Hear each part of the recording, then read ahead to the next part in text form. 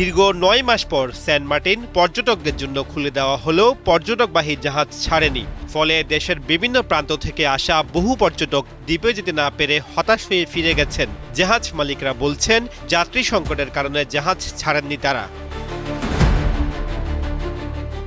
দিনে গিয়ে দিনে ফিরে আসার সরকারি নির্দেশনার কারণে পর্যটকরা আগ্রহ হারাচ্ছেন বলে অভিযোগ জাহাজ মালিকদের। তারা বলছেন, কক্সবাজার থেকে দ্বীপে পৌঁছাতে ৭ থেকে ৮ ঘন্টা সময় লাগে, ফলে ঘোরার সময় থাকে না।